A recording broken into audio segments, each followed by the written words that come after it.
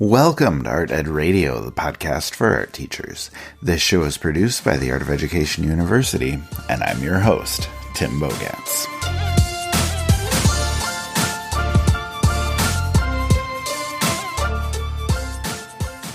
Ladies, gentlemen, it is almost the end of the school year, and I am aware, for a select few of you, that the end of school actually happened last week.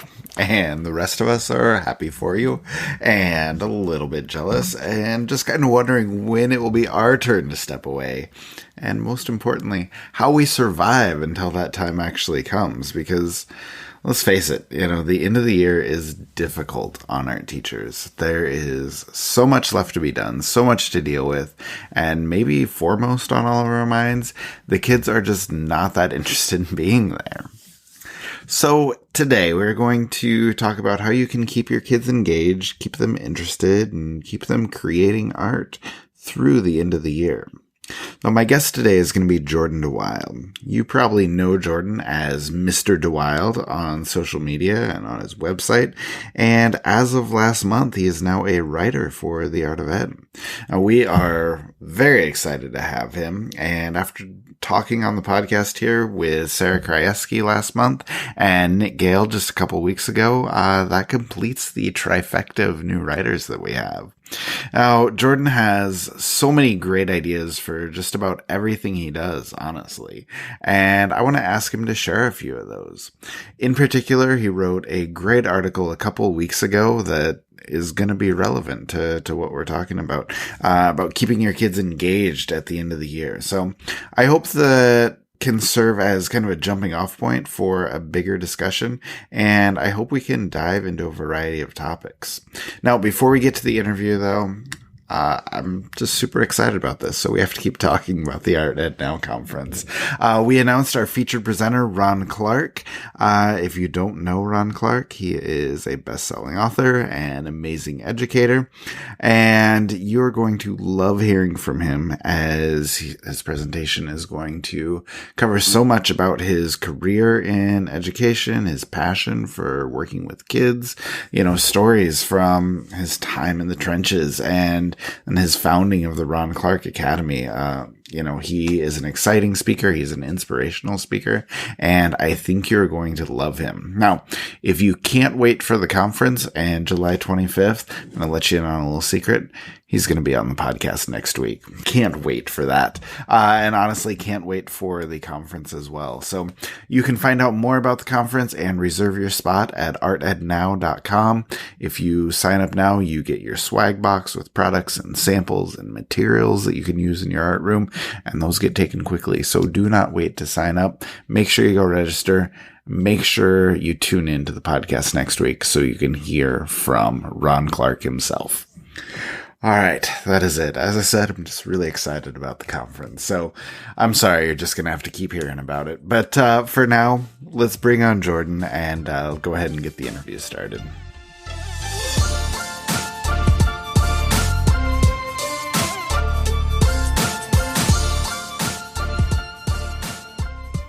All right, and Jordan DeWilde is with me now. Jordan, how are you today? I'm doing great. How are you doing? I am really, really well. I am excited to talk to you. You've had some awesome articles published on the AOE site. I know people kind of want to hear more about you, I guess. So to start with, can you just kind of introduce yourself to all of our listeners? I know a few people know you from your website. You have a really popular Instagram account, but can you tell us about you, your job, your interests, and I guess some of the things that you're going to be writing about for the Art of Ed? Sure. Well, my name is Jordan DeWilde. I teach elementary in a school called Oregon Elementary School. It's a small town about 90 miles west of Chicago. I teach grades 3 through 6. I have taught some of the younger grades since I've been there. This is my 7th year teaching elementary. But the last few years, I've really focused on upper elementary, the 3rd through 6th graders. Kind of my main interest as far as art education goes is creating inclusive curriculum. So I'm always trying to find ways to create new lessons that celebrate diversity and provide positive representation of as many people as I can to my students. And those are some of the topics I've been writing a lot about for Art of Ed magazine, as well as creating some pro packs that have some of that diversity component to them. But I'm also sharing some other ideas about other lessons, practical tips from my experience, and some skill-based things as well.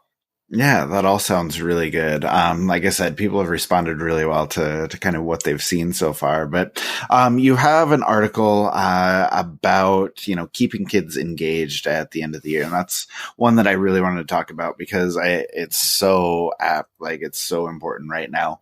Because, some teachers are finishing up right now. Some teachers still have a month or so to go. But no matter where we are, just about everybody is kind of feeling overwhelmed. So question would be for you, like, what kind of advice do you have for people that are finishing out the year? Like, how do you keep your kids engaged? How do you keep them going strong?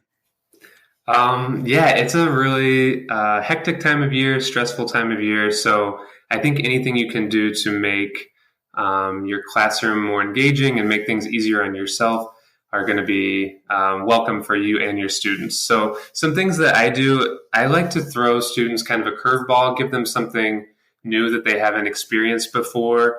It can be as simple as, a new material or changing up the layout of the classroom.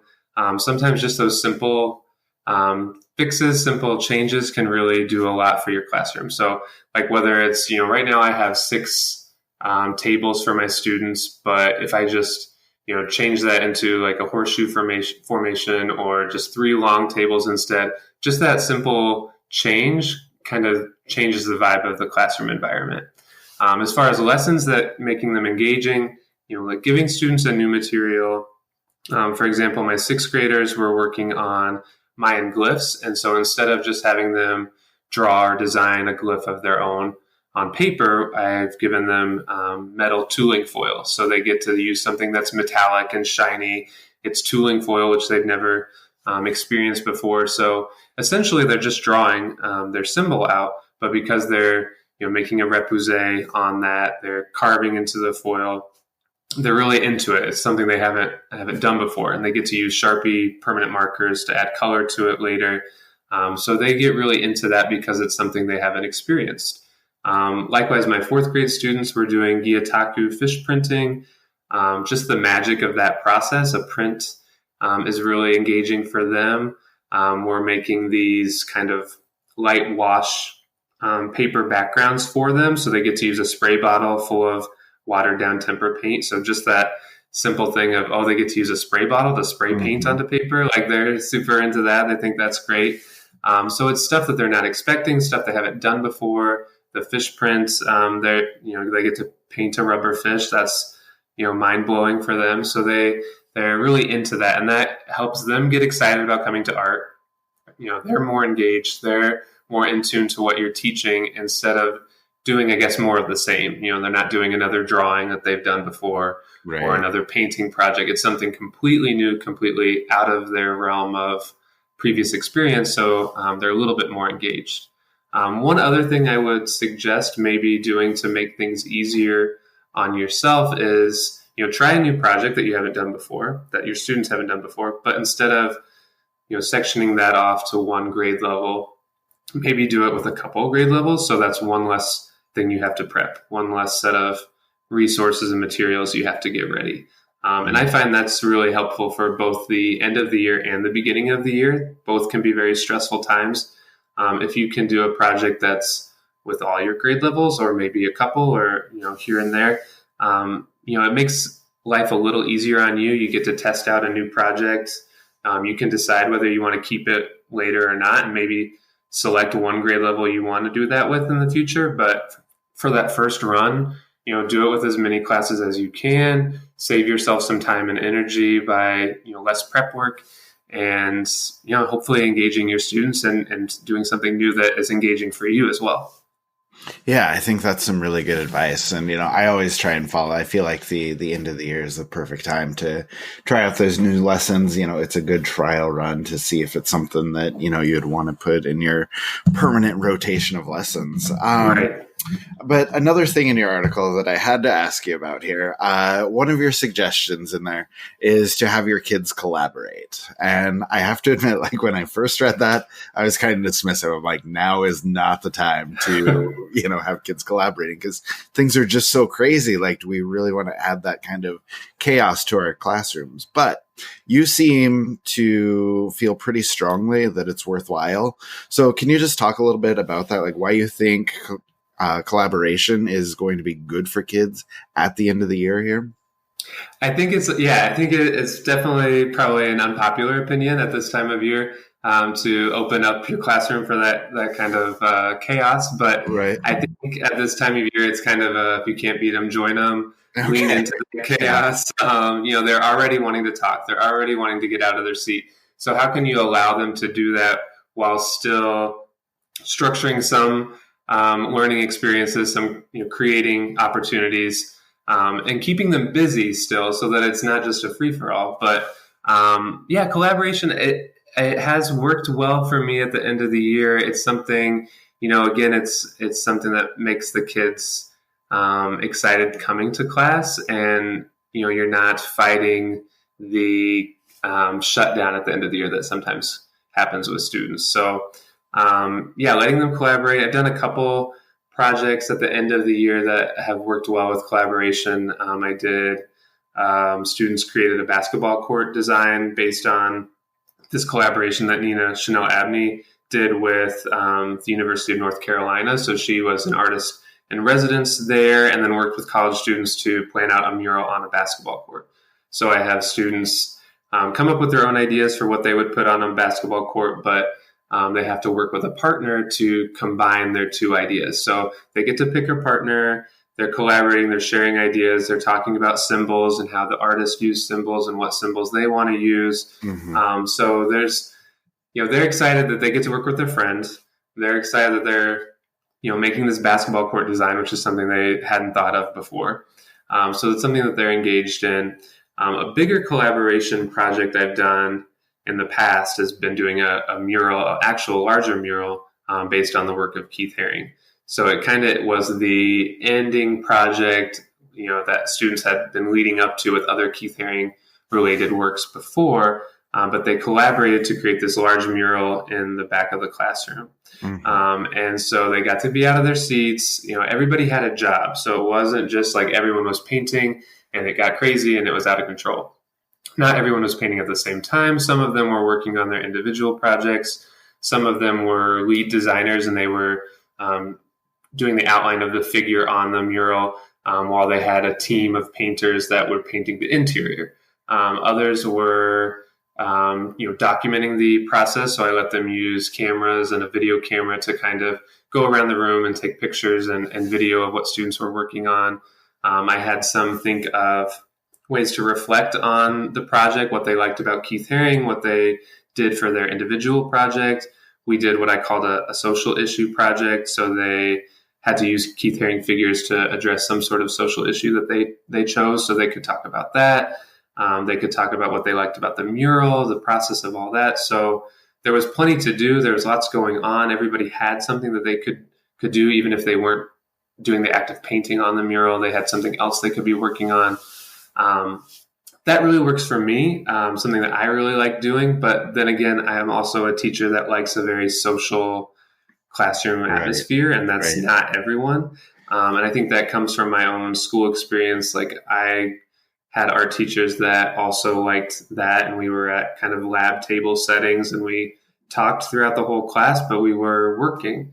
And I think if that's your style, then yes, collaboration may work for you. But if that's not, and that's not a wrong thing, it's not a bad thing. Everybody teaches differently. But it's something, you might want to try.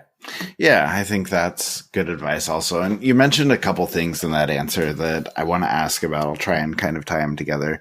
The first is kind of being responsive to your kids, what they need, what they're interested in, not only in how you run your classroom, but what you're doing as well. The basketball court is a great example of that. And with that, you talk a little bit in this article about making projects student-centered like that.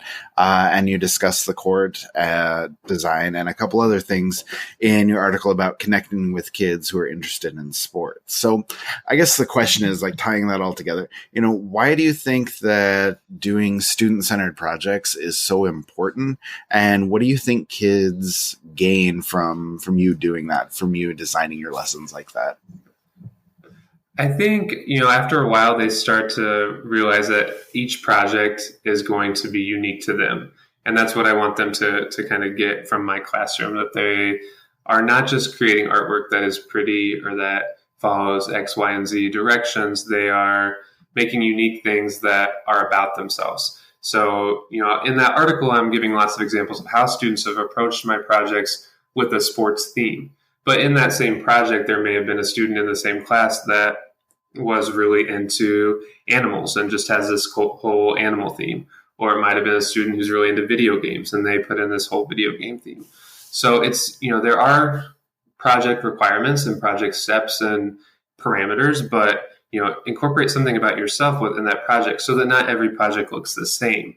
I know there are lots of great art projects out there where students are learning some skills and every project looks the same. And there is learning involved in that, but there's not, necessarily any creativity, and there's definitely no personal component to that. Mm-hmm. So in my lessons, I try to always give students that encouragement to have them be more invested in it. If it's something, if they're a basketball fan and they get to put basketball in their project, like, they're just so much more excited about it. They're going to maybe, put a little more pride into it because it's something they get to choose.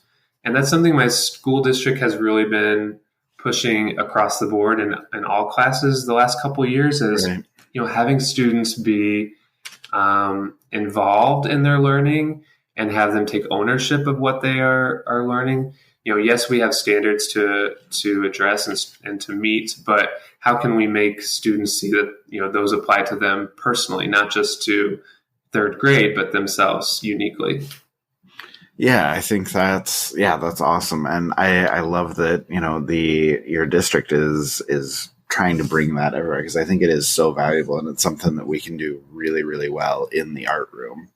I think art, definitely lends itself well where it can be more open-ended than maybe some other classrooms. I know a lot of teachers in my district are kind of struggling with that. How do we get students to be owners, I guess how to get students to be involved in their learning and to make their own choices. In other classes, it's maybe a little bit more difficult.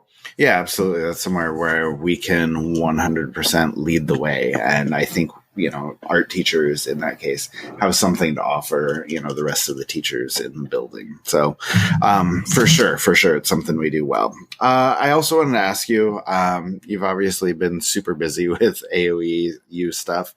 You had a learning pack come out at the beginning of this month that's all about celebrating diversity through contemporary art.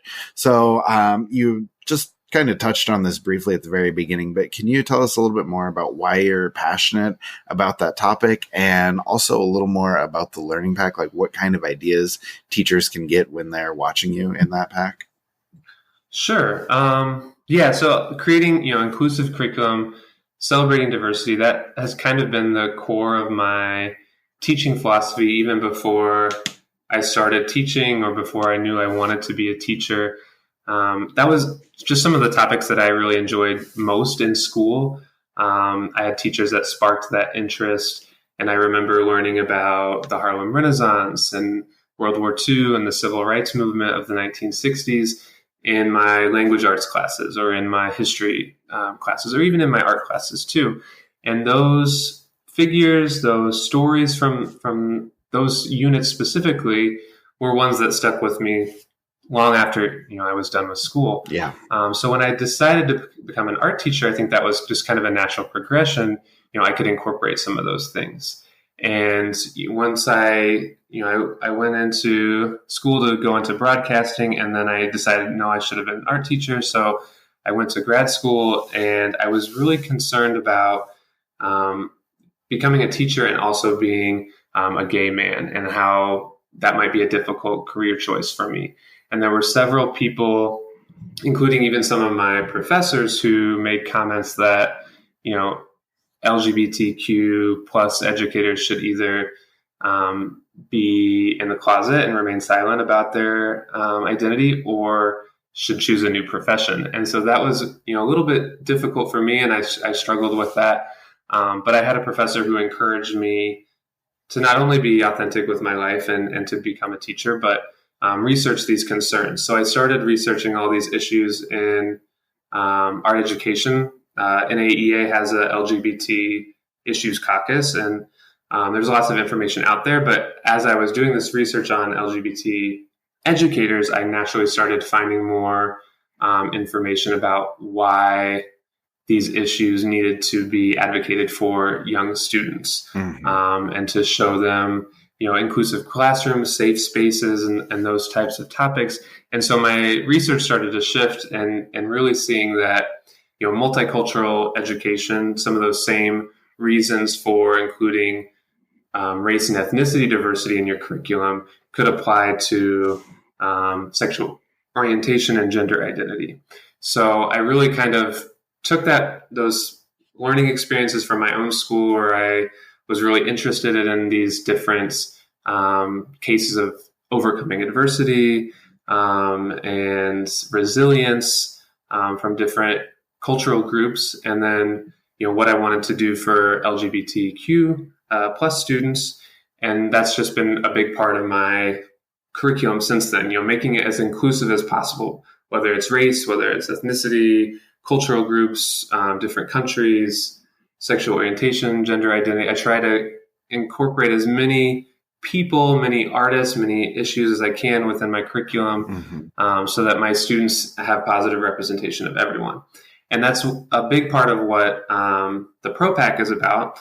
And contemporary art is a great place where you can find lots of those issues and lots of representation from different groups. And so I think a lot of people sometimes see diversity as something that is not as accessible to elementary students. Yeah. But I show a lot of practical approaches of ways that you can share that with elementary students that I actually have done with my students. So I have student artwork examples, how I've approached some of those different groups and how I've included them in the curriculum. Yeah, that's really good. And I think that'll be perfect for everybody who kind of wants to explore those issues a little bit more, figure out how to bring some of those ideas into your classroom. So thank you for sharing all of that. But we are right up against it as far as time goes, so we'll go ahead and wrap it up. But Jordan, can you just, before we go, just kind of tell everybody where they can find you as far as your website, Instagram, anything else you want to share? Sure. They can find me pretty much. Mr. DeWilde Art is kind of my name across the board. So Instagram and Twitter at Mr. DeWilde Art. My website is mrdewildeart.com, Mr. DeWilde Art on Facebook. So there's plenty of places to find me and find examples of my lessons and stuff that kids are working on. Perfect. That'll be great. All right, Jordan, thank you so much for coming on, and hopefully we can get you back on again soon. Sounds good. Thank you for having me. I appreciate it. As I said, Jordan has so many interesting things to say about so many different topics, and I really appreciate him coming on and talking about all of his ideas and all of his philosophies with me. Now, if you want to hear more from Jordan, definitely check out his articles. He's written a lot of great stuff already, and honestly, we're only about a half dozen articles in. And to be fair, to be truthful, I cannot recommend his Pro Learning Pack highly enough. He has one that was just released at the beginning of May called Celebrating Diversity Through Contemporary Art. It is amazing, and it is a great resource because he talks specifically about incorporating current artists, how you can do that in an age-appropriate manner. And I think he shows like 5 or 6 different lessons that are all amazing. So no matter what level you teach, there's something you can take away there from his contemporary art pack. Again, it's called Celebrating Diversity Through Contemporary Art. A lot of his best ideas are shared there. And if you liked what you heard on the podcast today, I would definitely recommend searching that out and hearing from Jordan just a little bit more. But anyway, long story short, Mr. DeWilde has some incredible ideas, and I'm thankful he was able to come on the podcast and share them with everyone. So I hope you have an idea or two that you picked up from hearing him that you can take back to your classroom, and hopefully, fingers crossed, that just might help you survive the end of the year.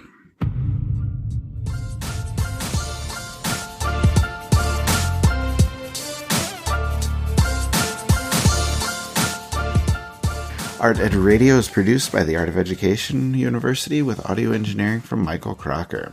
Like I said in the intro to the episode, Ron Clark is coming to the Art Ed Now conference in July, and he is also coming on the podcast next week, so make sure you listen. Okay, check it out next Tuesday. Register for the conference. Make sure you get a swag box, and I promise you all three of those things are going to be incredible.